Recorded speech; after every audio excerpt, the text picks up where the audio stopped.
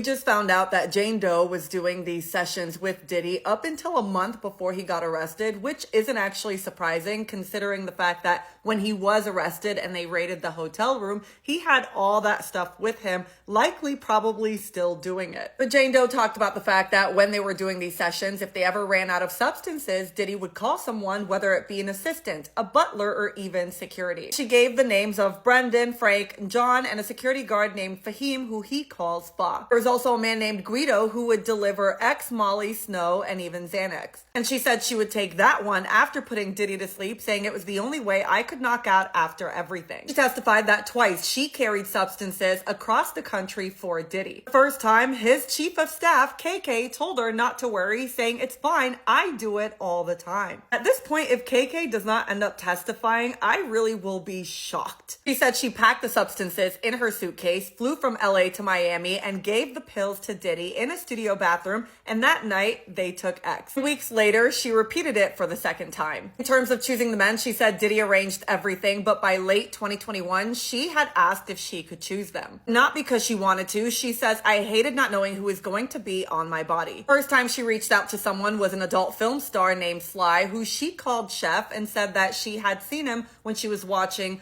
Corn with Diddy. She said they messaged, they FaceTimed, and when they were FaceTiming, she had a screen share so that Diddy could see it on his TV, and then she flew him out from Atlanta. She booked the travel, Diddy reimbursed her, and then the night followed the usual script. She said Sly became a regular, as well as another adult performer named Anton. She said she would FaceTime and send explicit photos with these two men because Diddy liked watching. Did it all to satisfy what she describes my partner's fantasy and made it clear she never saw the men outside of her time with Diddy. She talked about a time in 2021 where she had a repulsive encounter when Diddy brought a stranger. She described the man as sweaty, smelly, and not nice. She tried faking the attraction, dancing in lingerie, and giving Diddy looks begging for it to stop. She said she wasn't feeling it. Diddy laid her down. They did the deed while the other man was hovering and sweating over her. Eventually, Diddy dismissed the man, but then he brought in another guy who she knew as Paul. She said Paul had a warm energy and admitted if I had to do it, I'd rather it be him. There was her birthday encounter in 2023 where Diddy invited her to Miami and made her believe that it was just going to be the two of them. He said he was sweet at first, they were eating sushi at Nobu, and then he told her, "We have entertainment." She gulped and said, "Entertainer," and he said, "It's your birthday," so she just accepted it. Cried while saying she felt like a robot, saying, "I just turned on that version of me, the one who could just do this." They go upstairs, the man comes, and then she asked Diddy for protection, and he shot her a look like, "Don't even effing ask." She didn't want to sour the mood. She didn't want her partner unhappy with her, but then Diddy gave the guy protection. He said Diddy then walked away. He was disappointed, and then the guy finished and he left. After the man left, they switched into a bigger suite, and she said his mood shifted. There were balloons, there was cake.